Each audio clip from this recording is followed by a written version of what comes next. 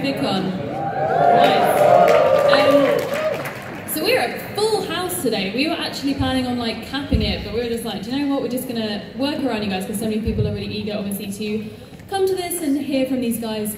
My name's Rowan Ellis. I do run a channel, but I also do a lot of facilitation of things like this with VidCon, and I'm working with the ICG, and we'll be working with them more on kind of what they're doing and how they're going to help creators. One of these things is running panels such as this. So turning YouTube into a career. Ooh, very exciting. Well, thanks for the audience participation there, that was nice.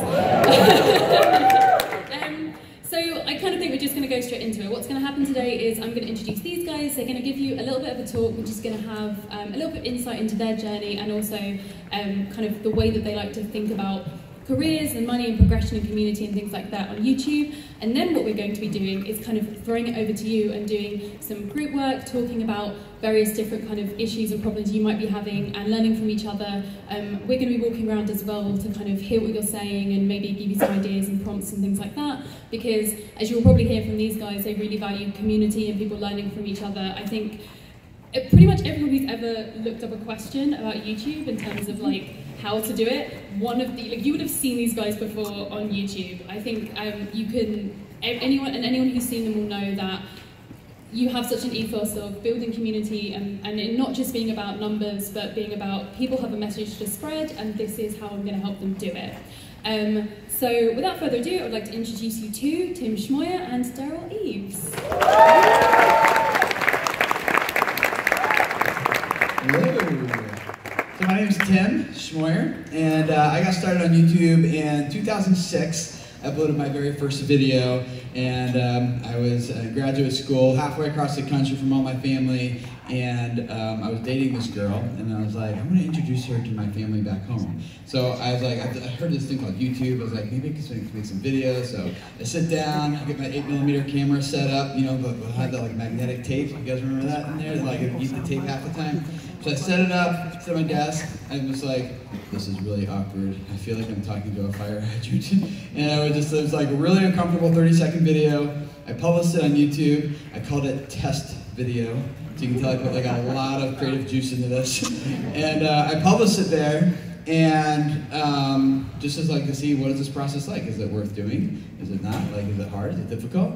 And I tried it once. And I was like, yeah, I think I can do this. So I started walking around following my girlfriend with this 8mm camera, and she's like, what are you doing? This is so awkward. We're like in a restaurant, or we're in the mall or the park or whatever. And we just kept going. I was introducing her to my wife, now she's my wife. Now we're married.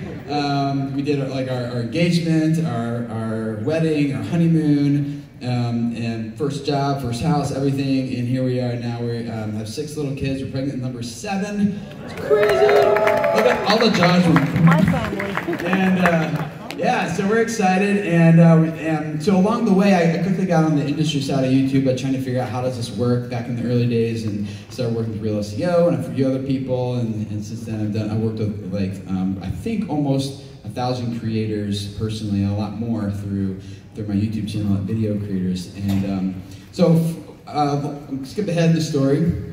2013, I was doing audience development full-time on YouTube for a company, and my job was ending, and I knew it was ending soon, and they said, actually June 15th, 2013, Tim's gonna be your last day, we love it, it's been awesome, but this department's just closing down. And I was like, okay, so I had 6 months to start a channel. So I was like, I've been teaching other people how to do this. I'm gonna do it for myself. I'm gonna start a channel. I have 6 months to turn it into my full-time income. So it was January 2nd, 2013, I started the channel. I launched it in February 2013. And by that deadline, on June 15th, 2013, I had 3,000 YouTube subscribers on it, and it was generating $10,000 a month. And I was like, I should have quit my job a long time ago. And it was a huge blessing to us and our family. Of course, you can imagine the relief that we felt. And today, now, the channel is relatively small. It's about almost 300,000 some subscribers. We're generating less than 1 million views a month on there. It's a very small niche that we're serving. and it supports me full-time and a small team of 5 of us, plus a few other contractors, and we just love working with people like yourself. I mean, how do you grow an audience on YouTube and turn it into income that makes that content financially sustainable? And as we're going to talk today, you guys with each other, because I look at all you guys and I'm like, there's way more collective wisdom and experience and ideas, you know, in you guys collectively than there is in just Daryl and I on stage, that I'm really looking forward to learning from you guys and hearing some of your thoughts as we go through this next hour together. But one of the ways I think about it is when it comes to making money on YouTube, it's not just about delivering good value. Like most of you guys, if you have people who watch your videos, you are really, really good at delivering good value consistently over and over and over again, and that's why people watch your videos. But most creators are equally as bad at capturing good value from their from their viewers. And so the way I think about that primarily is, what is the main value that someone in your target audience, like who is it ideally that would be like the most ideal subscriber to your channel? Who is that person? Know everything about them. It's really easy if you fall into that category yourself. You can just target yourself. But who is that person? And then what value do they want from you? Like what are they trying to get from your videos? Like what's the value you're providing that they want to consume from you? And then rather than treating your audience as the product that you're selling to advertisers, I think about them as the customers. Because on an advertising-based model, the way it works is I get a sliver of someone's marketing budget that they split between YouTube and me, and the advertiser has figured out how to monetize my audience better than I have, because they can still make money after all the cuts are made, right? So I'm like, if my audience is gonna pay the advertiser a certain amount of money to keep this ball rolling, then like, what if I just created something I'm just passionate about, that I know is gonna change their life, I know is gonna make a difference, it's gonna help them, serve them very, very, very well, and really make a difference, and how about I just sell that directly as a part of the videos that I'm making? And that's how we were able to do 10K with 3,000 subscribers, by not just delivering good value, but actually capturing good value. And it's not a get-rich-quick scheme or anything, it's how people have made money on their endeavors for thousands of years. It's called a business model. You just wrap a business model around your content and your customers / audience / subscribers, and serve them really well in ways that you can't do on YouTube through additional things like that. So we can talk more about that, but I want Daryl to share his story with you guys too. Well, hello everybody. How we doing? Isn't this just exciting? Who just loves this? Let's see your hands up. Wait, put your hands down. Who doesn't love it? Leave. No, I kind of want to tell my story a little bit and why I'm so passionate about education and why I really would like to help you as much as I possibly can succeed. And the journey started a long time ago. We don't have time for that. I wish I could literally explain that to you. But in 2005, I owned a company. We did search engine optimization, and we really tried to generate traffic for our clients and then convert that traffic into money. And so that component was really interesting for me. We had a lot of clients and all over the world, all different niches and such.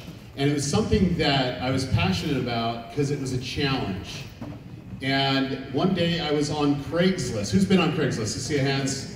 Quite a few of you have been on Craigslist. Well, the reason why I was on Craigslist is because I needed to buy a desk because we were expanding our business a little bit.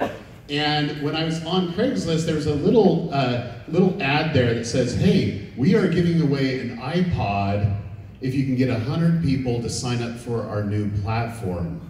I'm like, ooh, an iPod. Now, in 2005, the iPod was the size of a brick, but it holds 1,000 songs. Wasn't that amazing, right? So I went over to this little place and I'm like, YouTube? This is really weird. Oh, this is video. This is really cool. I like video. And so I signed up in November of 2005, and I got all my friends and family and anyone who was on my spam list to sign up, and I got that iPod from YouTube. And I'll tell you what, it did me a couple things. 2006, our company started to rank videos and place them on Google, and they'd be found, and it was really easy. And in late 2006, Google purchased YouTube for a lot of money, and it became really, really easy to actually rank those videos on Google. And it so much so that we actually pivoted our company where we sold off what we were doing and we focused just 100% on ranking videos on Google and doing lead generation. Because video is where it was at, it was easier to convert, and so on and so forth. And then there was a time that I was expanding a lot of people's businesses, and a client who did pest control was basically, that's where you're killing cockroaches, because we live in the desert, if you don't know what pest control is. But anyway, they were in doing their job, and the owner of this piano store comes up and says, hey, we're looking for someone to help us out with our marketing that understands, internet marketing and YouTube. And they're like, you gotta use Daryl. He's just amazing. And so when I was able to see the videos that they are actually using to try to sell pianos online, there's a lot of potential. And over the short 12 months, they went from not even being known to 1.5 million subscribers, and they just passed 1 billion video views. And if you haven't heard of the Piano Guys, that's the story within itself. That moment literally changed me because I was able to see the power of an audience. Not just an audience, an engaged audience. And my mind shifted again, and so I sold off all the clients that was doing that, and I focused 100% on audience development. Since that point, I've helped over 14 channels start from 0 to get over 1 million subscribers. And we have quite a few gold play buttons. I know that's kind of one of those coveted things that a lot of people want. But more importantly, this to me is the most important thing. I let people follow their passion and quit their jobs and do what they love full time. That is more impressive than any gold play button will ever be. Maybe that's what that represents. And so today, what we'd like to share with you is some ways to think outside the box. And Tim and I, we collaborate a lot. We're really good friends. I view him as a really, really good friend. And was it 2013 that we were sitting out in the hall and we were coming up with your business plan? Like, he was like, I don't know, what am I gonna do? I'm like, well, let me tell you what you're gonna do. And I gave him some ideas that he was able to make happen, and it changed your life. And so the energy that you can have and share with each other is you never know who's gonna give you what. And Tim has helped me out a ton too. And it's just like, there's a lot of collective knowledge here that can really help us succeed. But I wanna just share with you a couple things. I think a lot of you want this to be a full-time career. Who wants it to be a full-time career? Okay, who doesn't want it to be a full-time career? Leave the room. Go. Okay, I did that joke twice now. But anyway, this is serious, and I truly believe that you can go full-time with minimal views as long as you're treating it like a business. And when you understand principles of business and you look at your channel and your audience in a little bit different light, then you'll literally make money. And I want to talk about an 80-year-old woman that I came across that was making YouTube videos. And she decided that she wanted to teach people how to cook on YouTube. She only had minimal subscribers. She was a cute little lady, and she would sell her recipe book, and she would pull in $20,000 a month off of that.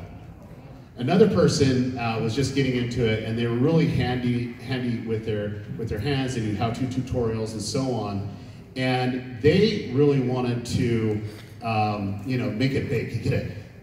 3 million subscribers or what it is. I'm like, no, you might want to look at other things that would be a little bit more interesting, which is affiliate marketing and selling the tools that you're actually using in these videos. And the second month that they actually started their YouTube channel, they were starting to get some views. They'd get anywhere between 100 and 200,000 views in a given month, but they made over $15,000 off of sending people to Amazon and buying some of the products from there. So there's a lot of ways that you can actually make money, and a lot of ways you can actually do it very passive. But the most important thing is that you actually put together a plan, a strategy to actually make this into a career. So if you think you're gonna just get big, everyone's gonna follow you, you're gonna be the next celebrity on YouTube, I would take a step back and say, wait, what's the most important? Is it security? Is it having the financial freedom to do what you want, when you want, and how you want?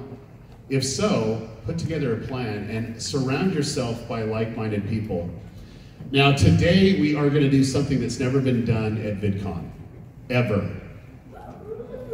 And I really appreciate the Internet Creators Guild for their service that they actually, I'm a member, Tim's a member, and their whole purpose is to help you not make mistakes that we made. and Hank Green and the rest of the team there, they really are passionate about helping the creator. This is what I do know, is there's power when we actually communicate. And so what we're doing here today is like totally different, and you're gonna get value out of it as long as you literally put forth value. And there's one note, and Rowan will get to this in a second, but don't capitalize. The most valuable thing that you can do to be successful is not to talk about how successful you want to be, but to listen. Listen to people's perspectives on what they think, and listen to the next person and the next person, and get your own conclusions, and then take action. You have to take action, but I find that there's a lot of people that love to talk, and they like to interject how awesome they're going to be, but they have a hard time listening to some very, very great advice that could help them propel.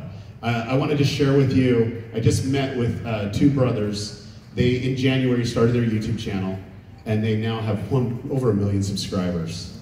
And they are awesome. And for me, I wanted to learn something from them, and they says, we don't have anything to teach you, but just listening to their enthusiasm, their vision, they have it going on. They have their business plan going on. What they didn't have is small little pieces that would help them strengthen the foundation of bringing multiple streams of income coming in, because that's what you need. If you're going to rely on AdSense alone, you might as well quit. But if you want multiple streams of income coming in, that when the ad apocalypse happens or anything like that happens, that it doesn't affect you, that you don't have to lay people off, or you don't have to go back to work and flipping burgers at Burger King. And it's a really important thing. So today we're going to do something new, but I want to challenge everyone out here to even though that you want to talk and you want to share about your channel, that you will listen 90% of the time and only talk 10%. Does everybody agree to do that? And then I'm here to tell you that I love people, I love communicating with people. I see a lot of people that I've met out there, and you can learn something from everyone that you meet. And if you can apply the very best in others, not like emulating them or anything, but saying, look, I really like what they're doing here. Maybe if I shifted a few things here, that it would help my business and help me really be where I want to be. The second thing that I truly believe is you need to set a goal. You need to set a date. Say, in 1 year, I will be a full-time content creator. Set a date. And then you create a plan to achieve it. Everyone that I've ever helped has always set a goal, and they've worked to that goal. And what's amazing is what can happen in a short amount of time when you actually focus on something, and you have a date, and you have a method, and you try to get as much information as you can to accomplish that. Determination is the thing that you all need. And so I'm going to turn it back over to Rowan, but please listen to people when you communicate, and get those golden nuggets out, because those golden nuggets might help you just get over the edge where you can actually do this full time. Thank you.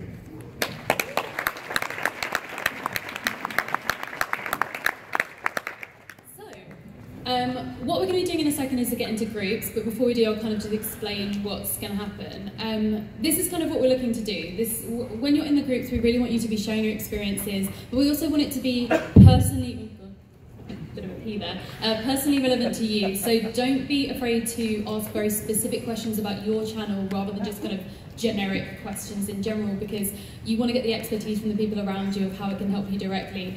I think anyone, like, there'll be so many people in this room who are doing videos that are super niche or videos that loads of other people are making similar content to, and there's always going to be particular problems or issues or questions that you have that will be relevant to you. So I really encourage you to, when you kind of get into the groups, first of all, just give like the elevator pitch, one sentence about who you are, just so everyone can kind of look at the group and be like, okay, really interesting, we're doing similar content, we're doing something different, and then you can bring in what it is that you came here for. When you heard that this session was going on, what was that one thing that you were like, that's that one thing that I need to change or to look at or to do differently, or that I'm not quite sure about, which is going to help progress. So at the end of this session, you feel like you've left with something bolstering you forward, some question that's been answered, something that's become more clear.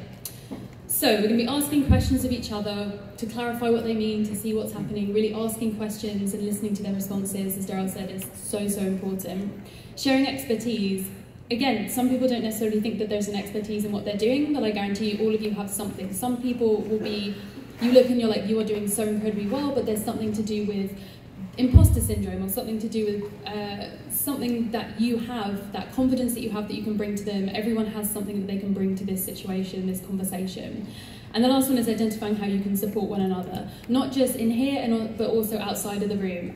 At the end of this session, kind of later on today, the OCG from their Twitter is going to be tweeting out an open Google Sheets, which is going to have the opportunity for you to fill in who you are, your channel, where people can contact you, the skills that you have, skills that you need from someone else to collaborate with, and then the next project that you've got coming up. So all of you will be able to get in contact with anyone else in the room that maybe needs the skills that you have, so we can start to make meaningful collaborations that aren't just a thing that people talk about on stage where they're like, collaborate guys, and you're like, cool, like I live in the middle of nowhere and have no friends who do YouTube and I have no idea how to do this. Like we're going to try and actually bring people together in a meaningful way. So, can I just interrupt just one quick second? And then two, I know there's some people that would like to be other places, and we feel that there's enough value here to stick and have this conversation, even though it might seem a little different, that there's things at the very end of the presentation that's going to aid you to really help you succeed, that we're giving to you for free as a gift. But it's for only the people here in the room that's going to get it. So what we're going to do when we get into the groups is you're going to pick one of the topics here, because we think we had a little chat, we've had some meetings and stuff on Google Hangouts, and we've worked out that we think that these 4 things are stuff that are wide enough that we can really have a deep, kind of meaty conversation about them, and that actually some of these might be things that you're overlooking. So time management, audience and creative development, diversifying income, and discoverability and collaboration. So what's going to happen is you're going to get into groups, you're going to pick one of these that the group kind of collectively thinks will be interested in, and then halfway through you'll have the opportunity to kind of switch it up to start to talk about something different, or if you're like really in the flow of it, to keep going with that and see what you can dig out of it. So what I'm going to ask people to do is to kind of front row is going to turn to the row behind, so you don't just have the people that maybe you've come with, you have the people behind that you don't know as well. So if each row kind of like from the front, you guys turn around, the 3rd row turns around to the 4th, 5th row turns around to the 6th, and what you're going to do is maybe work in groups of 6 to 8, so it's a nice small area of people.